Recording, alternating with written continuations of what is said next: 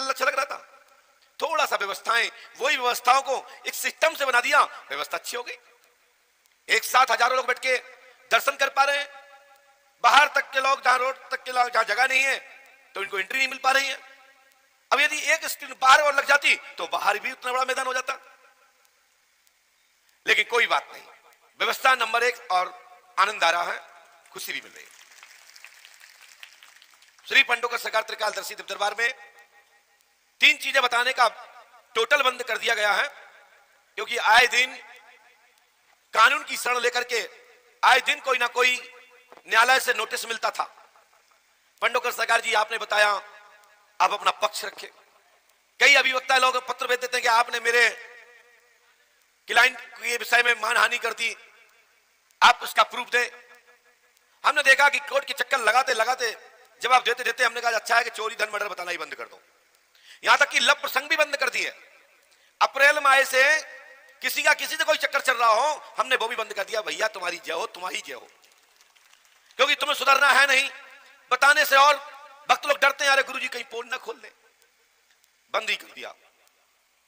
वैसे मेरा पीछे इसके आशा इतना ही था कि किसी एक व्यक्ति के अंदर की आंतरिक पोल पट्टी खुले तो जो बेटा बेटी बहन भाई आदि लोग हैं वो कहते हैं कोई कौन देख रहा है, उनको डर घुस जाता था, ऊपर वाला देख रहा है, पंडोकर सरकार ने मेरे माँ बाप चले गए तो पोल खुल जाएगी और माँ बाप मुझे मार डालेंगे। लेकिन जब माँ बाप को ही चिंता नहीं है, परिवार वालों को चिंता नहीं है, तो हम क्यों चिंता ले। लेकिन ठीक है, एक बार आप लो ना लो, मुझे तब भी चिंता होती है। हम खूब कह रहे हैं मैं क्यों चिंता लूं, लेकिन तब भी मैं चिंता करता हूं, क्योंकि हमारा सनातन संस्कृति, हमारा धर्म, हमारा परंपराएं जो है भारतीय सनातन धर्म की, जो भारतीय संस्कृति की सभ्यता है, वो खंडित ना हो। जो पहचान है कि भारत का बच्चा बच्चा राम और कृष्ण है, भगवान राम की मूर्ति है, और बेटा बेटियां जो हमारी हैं, जो बहनें माताएं बहनें हैं, जो माता भगवती सीता सावित्री अनुसुईया जैसी मेरी मैया बहनें बेटियां हैं, जिनको भारत भूमि की माताओं को आदर्श देवी शक्ति, आदि शक्ति माता भगवती के रूप में लोग देखते हैं। हमारा फर्ज यह बनता है कि हमारी भारतीय संस्कृति खंडित ना हो। भारतीय सनातन धर्म से लोग भारतीय परंपरा लोगों को अनुसरण कर रहे हैं, देश विदेश के लोग भारत की संस्कृति को अपना रहे हैं, और हम और आप लोग, हमारे अपने बच्चे विदेशी कल्चर माहौल को अपना रहे हैं। हम ये नहीं कहते कि आप वहां ना जाएं, जाएं, पढ़ें, लिखें, बिजनेस करें, वहां कोई अच्छी चीज है तो उसको अनुसरण करें, और अपना ज्ञान वहां दे के आए, वहां से ऐसा ज्ञान लेके ना आए कि आपका चौपट तो हुआ ही हुआ, अड़ोस पड़ोस का और कर दो, पूरा बर्बादी कर दो, प्रदूषण फैला दो, गंदगी फैला दो।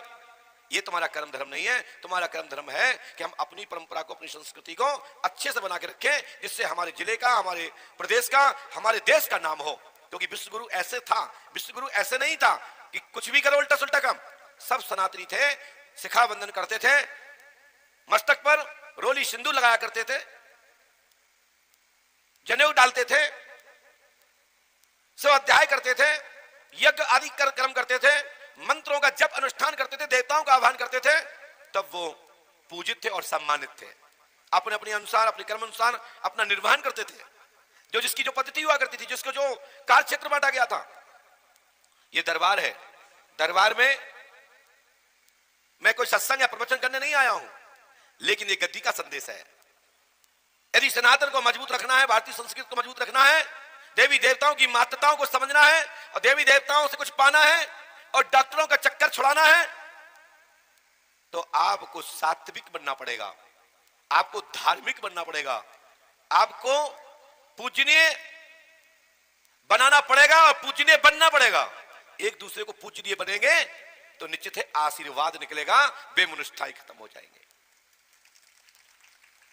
हमारे बीच में संतगण भी बैठे हैं, बढ़िया सौभाग्य का विषय है। जिस दरबार में, जिस सत्संग में संतों का आह्वान हो, भक्तों का आह्वान हो, समझ लीजिए ये वही स्थल साक्षात सतयुग है, त्रेता है।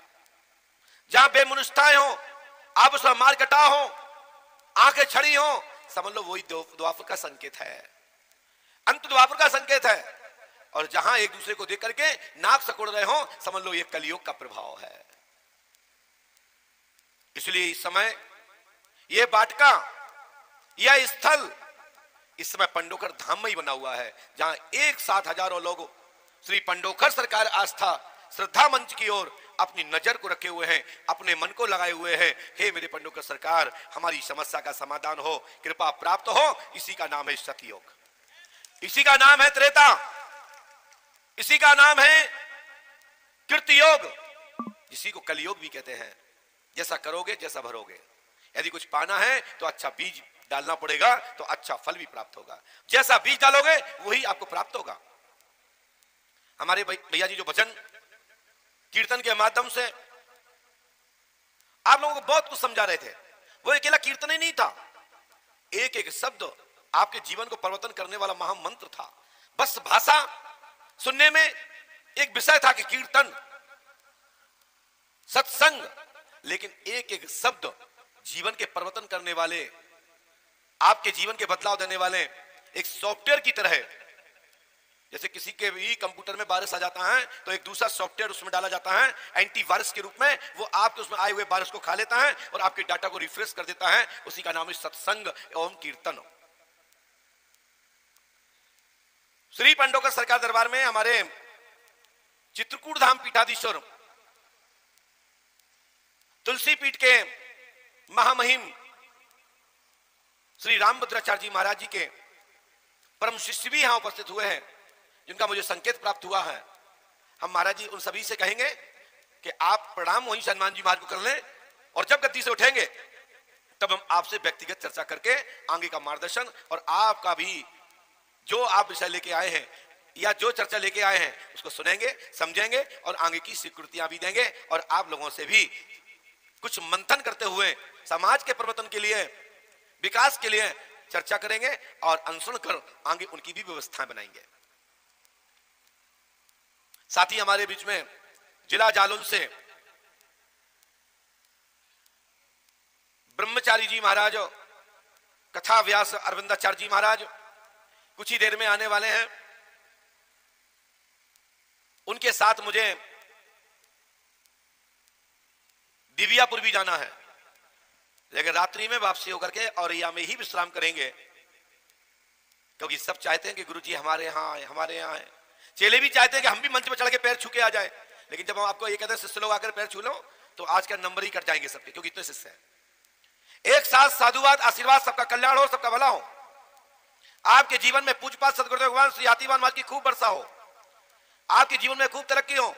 ये मैं पंडोकर धाम की पीठाधीश्वर होने के नाते पूज गुरु जी की ओर से मैं अपने मुख से साधुवाद देता हूं कि सबका कल्याण पूजपाठ गुरुदेव भगवान करें। आज थोड़ा सा बहुत लोग झील में बैठे हुए हैं, क्योंकि पहले से वो व्यवस्थाएं हमारे बाटका के जो मालिक हैं उन्होंने बना रखी है, लेकिन बहुत सुंदर व्यवस्था है, खूब लोग बैठ सकते हैं एक साथ, और उन्होंने बहुत अच्छा सहयोग भी किया है। हमारे जो पंडोकर सगा शिष्य मंडल के भाई लोग हैं उनका खूब अच्छा सहयोग किया है।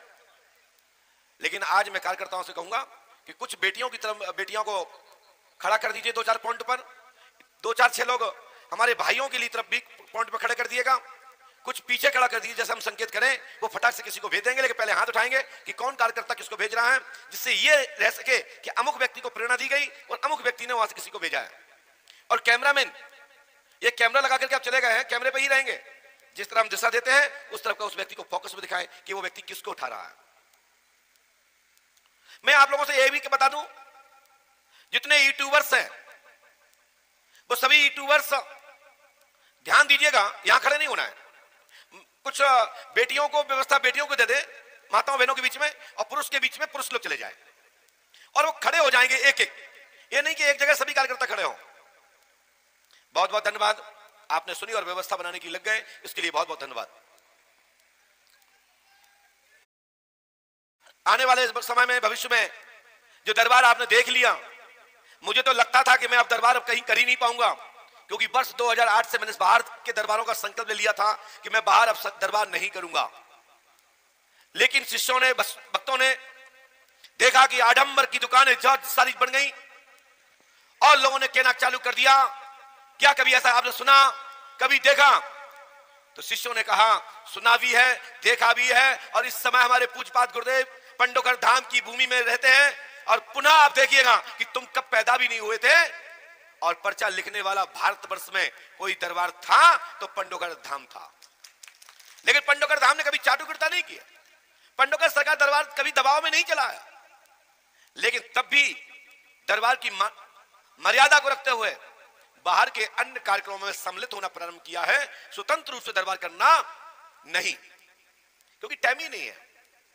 जो हमारे साथ गए थे पंडोकर धाम, उन्होंने देखा होगा कि वहां लोग ऐसे बिलख रहे थे, देखते ही लोगों के चेहरे पे खुशी आ गई, चलो गुरुजी आ गए और दरबार अब लग जाएगा, हमारी मुलाकात हो जाएगी। दिल्ली के, आगरा के, मथुरा के लोगों ने आकर के सीधे आकर के पैर छुए, बोले गुरुदेव मैं वहां से आया हूं। मैंने कहा बेटा अभी 2 दिन दरबार नहीं लगेगा, मैं आ जाऊंगा, फिर उसके बाद मुलाकात करूंगा, चिंता मत करो। यदि आपको चलना है और मिलना ही है तो बेटा आगरा चलो। लोगों को पता लगा, गांव में रुके हुए भक्तों को, कि गुरुजी आ गए। लोग एकदम खुश हो गए, क्योंकि पंडोकर में निरंतर धाम में 2-4-5 हजार लोग तो प्रतिदिन आना जाना का क्रम बन गया है। पता लगते ही, टीवी पर प्रसारण होते ही गुरुजी गद्दी बैठ गए, दूसरे दिन पंडोकर धाम में चहल पहल चालू हो जाती है और भारी संख्या में भक्तों की उपस्थिति हो लगती है और दवा प्रारंभ हो जाता है। हमारे भैया विपिन मित्तल जी ने, उनके छोटे भाई संतोष बिश्नोई जी, हमारे यादव जी, कमल वर्मा जी आदि सब लोगों ने कई बार कहा कि गुरुदेव एक बार दरबार हो जाए। ये भी दरबार नहीं था, मेरा एक दिन पूर्व में ही हमने कानपुर का कार्यक्रम दिया था। पता लगा संतोष जी को कि गुरुजी ने कार्यक्रम दिया है कानपुर दरबार का। संतोष जी उसी दिन अमावस्या करने गए थे। हमने बेटा, बोले गुरुदेव हम चाहते